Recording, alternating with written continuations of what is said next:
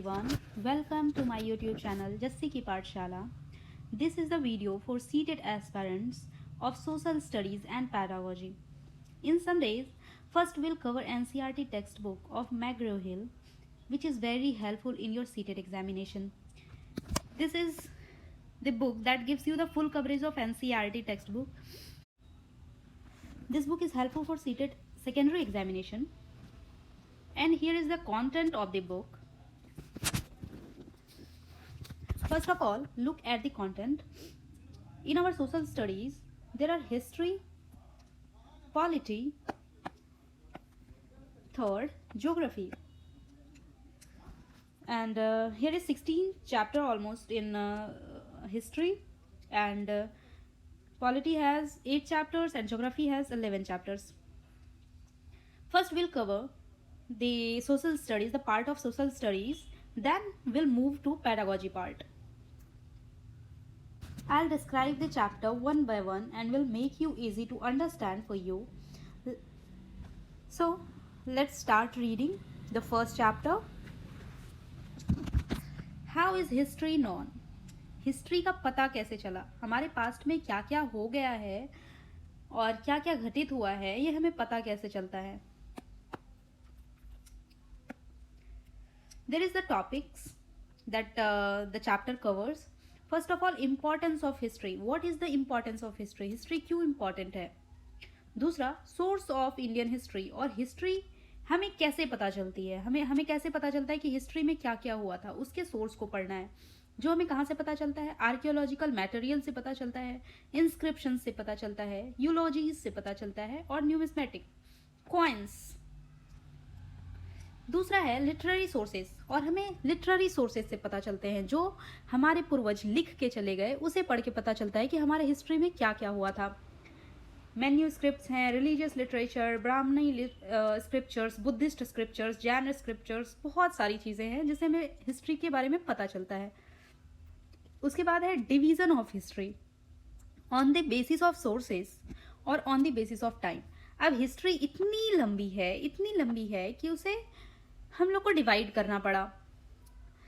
एक तो पहले बेसिस ऑफ सोर्सेस के सोर्स के बेसिस पे हमें उसको डिवाइड करना पड़ा कि हमें जो सोर्सेस प्राप्त हुए, हमें जो मिले हिस्ट्री से, उन सब चीज़ों के आधार पे हमने उसे डिवाइड किया. दूसरा, on the basis of time के अकॉर्डिंग हम लोग हिस्ट्री को डिवाइड करते हैं कि 3500 ईयर्स अगो क्या हुआ था, 2500 ईयर्स अगो क्या हुआ था, या 500 ईयर्स अगो क्या हुआ था. Division of history. उसके बाद सम क्वेश्चंस हैं जिसे हमें प्रैक्टिस करने हैं, और ये बुक काफ़ी हेल्पफुल है. अगर आप ये बुक पूरा अच्छे से पढ़ लेते हो तो आई डोंट थिंक कि आपको सोशल स्टडीज़ के लिए दूसरी बुक को पढ़ने की ज़रूरत है. आप इसे अगर अच्छे से कवर कर पाते हैं तो. चलिए पढ़ते हैं. Importance of history. हिस्ट्री कैसे कैसे डेवलप हुई, उनकी क्या टेक्नोलॉजीज़ थी, उनकी क्या गवर्नमेंट सिस्टम थी, उनका क्या बिहेवियर था, उनकी क्या कल्चर थी, इन सब के बारे में बताता है. And this is very important for us कि हम लोग वहाँ से यहाँ कैसे डेवलप होके आए हैं. First of all, understand origin of the word India. The country where we live name India, but India नाम कैसे, हमारे देश का नाम इंडिया कैसे हो गया? क्या इसका नाम पहले कुछ और था और इंडिया अभी है, या किसी ने चेंज कर दिया? सो इन एंशियंट टाइम एक नदी बहा करती थी. ये हमारा इंडिया है. अभी प्रेजेंट डे हमारा इंडिया ये है, और ये पार्ट हो गया अफगानिस्तान और पाकिस्तान वाला. और यहाँ पे एक नदी बहा करती थी जिसका नाम था इंडस. एक बहुत लंबी सी रिवर है. इसके आसपास कुछ ट्राइब्स रहते थे, कुछ ग्रुप ऑफ पीपल रहते थे, और इस नदी का नाम क्या था? इंडस. बट संस्कृत में उस इंडस को क्या कहा जाता था? सिंधु.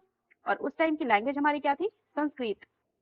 तो उस टाइम पे उसे कहा जाता था सिंधु नदी. और वहाँ के कल्चर्स, वहाँ के लोग जो थे, वहाँ जो वहाँ पे कल्चर्स फॉलो करते थे, उनको एक नाम दे दिया गया था सिंधु घाटी सभ्यता. बट 25 ईयर्स अगो कुछ Iranian and Greeks people Sindhu नदी के पास आए, and they could not pronounce Sindhu properly. तो उन्होंने क्या प्रोनाउंस किया? उसे हिंदोस और इंदोस. और जब उन्होंने सिंधु नदी को हिंदोस या इंदोस प्रोनाउंस किया, तो इंदोस से हमारी सिंधु घाटी सभ्यता का नाम रखा गया India. The region lying to the east of Indus. This word was use for a group of people living in north west. It has been mention in Rigveda. और ये सारी चीज कहाँ पे मेंशन की गई है? हमारे ऋग्वेदा. अकॉर्डिंग टू प्रोफेसर घेट, history is the scientific study and account of entire past. This is important क्योंकि ये किसी का स्टेटमेंट है. प्रोफेसर घेट ने क्या कहा है? History is the scientific study and account of the entire past. Now we will read sources of Indian history. There is lots of sources of Indian history we had talked about. Archaeological sources, literary sources, inscriptions and all. Let's read archaeological sources.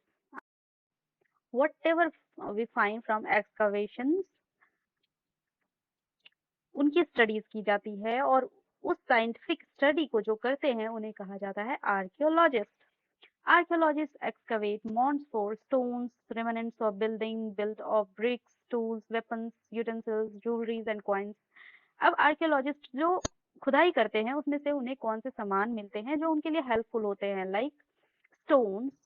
Stones कितना पुराना है इसका पता किया जा सकता है. रिमेनेंट्स of buildings कितना पुराना है. Built of BRICS, tools, weapons, utensils means जो बर्तन थे उस टाइम पे वो लोग यूज किया करते थे. Jewellery and coins. कॉइन्स बहुत इंफॉर्मेटिव होता है. कॉइन्स से हमें पता चलता है कि किस टाइम पे कौन से कॉइन्स की प्रचलन थी. Apart from this, archaeologists also try to find out bones of birds and fish. This helps make them to know what the people used to eat in the past. और इसके अलावे उन्हें और क्या हेल्प करती है? जो बर्ड्स की बोन मिलती है उनसे हेल्प मिलता है स्टडीज में. और जो बर्ड्स एंड फिश. और इससे हमें क्या पता चलता है कि उस टाइम के पीपल क्या क्या खाया करते थे. Archaeological survey of India. जो archaeological survey of India, archaeological department of India established in 1784. 1784 में इंडिया में आर्कियोलॉजिकल डिपार्टमेंट को एस्टेब्लिश किया गया. और Cunningham is the father of archaeological survey of India, जो कि एक ब्रिटिश थे. और कनिंगम का पूरा नाम अलेक्जेंडर कनिंगम है. What's the important in that? Archaeological department of India का स्टैब्लिश किया गया 1784. फादर कौन है आर्कियोलॉजिकल सर्वे ऑफ इंडिया का? अलेक्जेंडर कनिंगम, जो कि एक ब्रिटिश था. Inscriptions. Inscriptions were engraved on hard surface such as stone, metal, rock pillars, stupa, rock copper plates on the walls of temples and on statues. Inscriptions क्या होता है?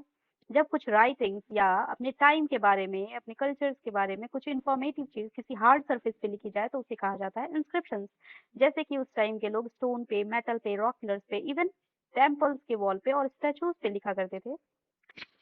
Most of the Ashoka's inscription are in Brahmani script. अब ये कौन किया करते थे? जो उस टाइम के किंग थे. तो उस टाइम के जो किंग थे वो इंस्क्रिप्शंस पे अपनी कल्चर्स के बारे में, अपने रूल ओवर्स के बारे में लिखा करते थे. तो we all know about Ashoka the great. उनके भी कुछ इंस्क्रिप्शंस पाए गए हैं जो कि ब्राह्मणी स्क्रिप्ट में है. अशोका के जो मोस्टली इंस्क्रिप्शंस थे वो ब्राह्मणी स्क्रिप्ट में थे, जो कि ब्राह्मणी स्क्रिप्ट लेफ्ट टू राइट लिखा जाता है. ब्राह्मणी स्क्रिप्ट लेफ्ट टू राइट लिखा जाता है. ये इंपॉर्टेंट है. और उनके कुछ इंस्क्रिप्शंस पाए गए हैं नॉर्थ वेस्ट इंडिया में जो कि खरोष्ट स्क्रिप्ट में हैं. उनके बहुत सारे इंस्क्रिप्शंस ब्राह्मणी स्क्रिप्ट में हैं, जबकि थोड़े बहुत इंस्क्रिप्शंस खरोष्ट स्क्रिप्ट में हैं. अंडरस्टूड? और Kharosthi script right to left लिखा जाता है और ब्राह्मणी स्क्रिप्ट लेफ्ट टू राइट लिखा जाता है. क्लियर? सबसे पहले एक ओवरव्यू अशोका का ले लेंगे कि उनकी जो किंगडम थी वो कैसी थी. अशोका द ग्रेट, उनका जो रीजन है 268 से 232 उनका रूलिंग पीरियड था. He was the third king of Mauryan empire. किस एम्पायर से बिलोंग करते थे? मौर्यन एम्पायर से. और वो कहाँ पे रूल करते थे? मगध में. मगध उनका सेंटर पॉइंट था. हालांकि वो बहुत लार्ज किंगडम था अशोका का. He covered a large part of Indian subcontinent. Present day Afghanistan से बांग्लादेश वेस्ट. कैपिटल को क्या था? पाटलिपुत्र. अशोका का किंगडम का कैपिटल कौन सा प्लेस था? Pataliputra, Patna. Follower of Buddhism. Ashok जो हैं वो बुद्धिज्म को फॉलो करते थे और इवन उन्होंने बहुत सारे ऐसे काम किए जिससे बुद्धिज्म को स्प्रेड किया इवन इन इंडिया में और इंडिया से बाहर भी. He conquered Kalinga after a brutal war. उनका जो लास्ट वॉर था वो था कलिंग वॉर 260 बीसीई में। उन्होंने इस युद्ध को, बहुत ही ब्रूटल वॉर था जिसमें कि बहुत सारे लोगों की जान गई। और आफ्टर दिस वॉर अशोका को रियलाइज हुआ कि खून खराबा एंड ये मार कटाई वटाई ये सब नहीं होना चाहिए, क्योंकि इनसे सोल्जर्स की या लोगों के नुकसान होते हैं बस। और कलिंग वॉर के बाद अशोका फिर कभी कोई भी युद्ध नहीं किया। उन्होंने फिर बुद्धिज्म को सपोर्ट किया और बुद्धिज्म को स्प्रेड करना स्टार्ट किया। The emblem of modern republic of India is an adaptation of lion capital of Ashoka. अभी जो emblem of republic of India है वो कहाँ से अडॉप्ट किया गया है? Lion capital of Ashoka. Ashoka के टाइम से लायन उसे अडॉप्ट किया गया है। अशोक चक्र भी, अशोक चक्र का जो चक्र है वो अडॉप्ट करके अभी हमारे नेशनल फ्लैग ऑफ इंडिया में लगा दिया गया है। अभी हम लोग जो फ्लैग देखते हैं उसमें जो चक्र होता है वो अशोक चक्र कहा जाता है। फाइन।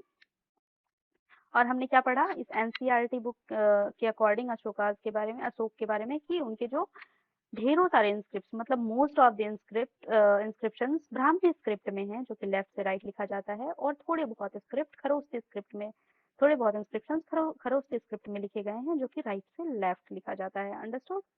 अब the inscriptions of Ashoka found at Langman and Sher-e-Khuna are in Greek and Aramic script। अब जो थोड़े बहुत इंस्क्रिप्शंस प्लेस लंगमन और शेर ए खुना में पाया गया है वो ग्रीक और अरेमिक स्क्रिप्ट में है। ग्रीक और अरेमिक स्क्रिप्ट में है कुछ इंस्क्रिप्शंस जो कहाँ पाए गए हैं? लंगमन और शेर ए खुना। ठीक है, तो अशोका के बारे में हमें क्या पता चला कि उनके इंस्क्रिप्शंस कौन कौन से स्क्रिप्ट में पाए गए हैं? पहला तो ब्राह्मणी गए, दूसरा खरोष्टी, तीसरा ग्रीक एंड चौथा अरेमिक। अब स्क्रिप्ट समझ में आता है आप लोगों को? आई होप आप लोगों को स्क्रिप्ट समझ में आता हो। मैं फिर भी एक बार समझा देती हूँ। स्क्रिप्ट क्या होता है? जब हम किसी चीज को लिखते हैं उनकी लैंग्वेज, जैसे कि अभी हम लोग इंग्लिश लिखेंगे तो उसमें हम लोग क्या लिखते हैं? ये रोमन स्क्रिप्ट है। फिर हिंदी जब लिखना स्टार्ट करते हैं तो हम लोग कहते हैं ये देवनागरी स्क्रिप्ट है। तो अ पीस ऑफ राइटिंग किसे, उसे किस स्टाइल में लिखा गया? इंग्लिश में लिखे हैं तो उसे रोमन स्क्रिप्ट कह देंगे, हिंदी में लिखे हैं तो देवनागरी स्क्रिप्ट कह देंगे। वैसे ही ग्रीक स्क्रिप्ट हुआ करता था, Brahmani script, Kharosthi and all. Fine. There अब नाउ, अब दूसरे पॉइंट पे आते हैं। There is a description of writing of Huna king Toraman on the Varaha statue found from Eran और मध्य प्रदेश। अब ये दूसरा किंग है तोरामन। तोरामन एक किंग है जिसकी किंगडम, जिसकी डायनेस्टी है हुना। I'll give you a brief summary only because we have to cover the whole NCERT book. तोरामन एक किंग है जो 6th century बीसी में है, जिसका सन है मिहिरकुला। मिहिरकुला के नाम हम लोग जनरली सुने हैं, अगर आप लोग सुने हैं तो इट्स फाइन, नहीं तो तोरामन के बारे में थोड़ा बहुत जान लेते हैं। Huna tribe came from central Asia and challenge the stability of Gupta empire. जिस टाइम पे गुप्ता एम्पायर था हमारे इंडिया में, उस टाइम पे हुना ट्राइब हमारे इंडिया में एंटर किया और उसने चैलेंज किया stability of Gupta empire. Gupta empire बहुत बड़ी एम्पायर थी और उसको चैलेंज किसने दिया? हुना ट्राइब्स ने। Inscriptions of Huna king found at the Iran present day MP. MP के आसपास उनका रूल ओवर था हुना किंग्स का, तोरामन का। और वहां पे क्या पाया गया? इंस्क्रिप्शंस उनके बारे में इंस्क्रिप्शन पाया गया ईरान के पास। Eran is not the another country. MP के पास एक प्लेस है जिसे ईरान कहा जाता था उस टाइम पे। ही ऑक्यूपाइड ईरान एंड कौशंबी। और उनके जो इंस्क्रिप्शन है वो किससे लिखे गए हैं? वराह स्टेचू पे। Varaha statue, once you search and you'll find Varaha statue कैसा होता है, जो कि एमपी से मिला गया है। ये सब इंपॉर्टेंट पॉइंट हैं। when you give the CTET examination, just the examiner try to check your knowledge about NCERT textbook on the basis of NCERT textbook, कि आपने कितना लाइन, कितना उसे अच्छे से पढ़ा है, उनको लाइन बाय लाइन, तभी आप स्टूडेंट्स को पढ़ा पाओगे। तो इसमें क्या इंपॉर्टेंट था कि हुना किंग, जिसमें तोरामन की बात की गई है, उनका एक इंस्क्रिप्शन मिला MP, Iran of MP. Iran एक प्लेस है जो कि एमपी में है, वहां पे पाया गया एक इंस्क्रिप्शन। किसके ऊपर लिखा गया था? वराह स्टेचू पे। ठीक है, अब आगे पढ़ते हैं। Eulogies. The merits of kings and the warriors are praised in prashasti, but their repercussions and weakness are not mentioned. अब यूलॉजीज और प्रशस्ति क्या होती है, जो किंग्स हैं उनके जो गुण हैं, उनकी जो अच्छाइयाँ हैं वो लिखी जाती थी बुक्स में या इंस्क्रिप्शंस में लिखी जाती थी, लेकिन उनकी जो बुराइयां हैं वो साइड कर दी जाती थी, उसे छुपा लिया जाता था, उसे नहीं लिखा जाता था। तो उस टाइम पे इसका बहुत चलन था कि किंग्स के मेरिट्स को लिख दिया जाता था और डिमेरिट्स को छिपा लिया जाता था। The Prasastis were composed by scholars, Brahmins, and poets who often used to help the administration in the administration.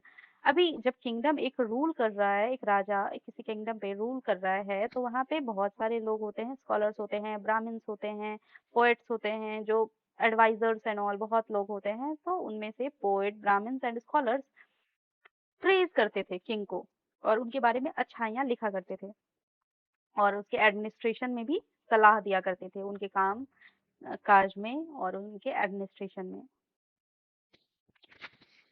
Samudragupta is a king, जो गुप्ता अंपायर का सेकेंड किंग था, son of Chandragupta first.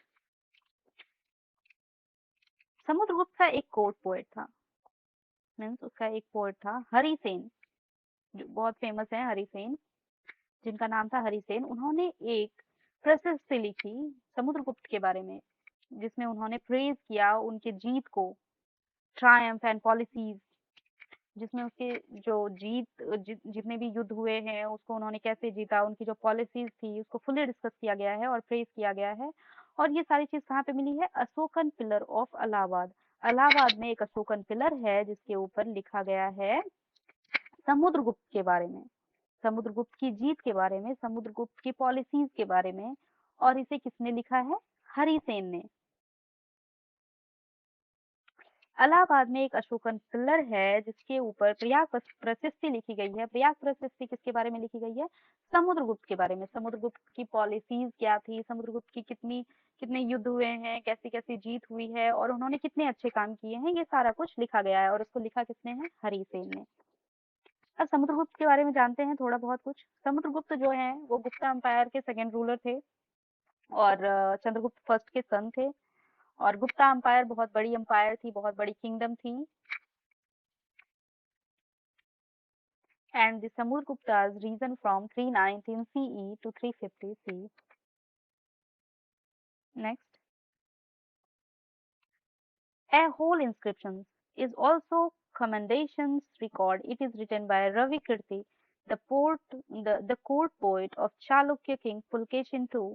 In the descriptions of the war between Pulkeshin II and Harshvardhan is found.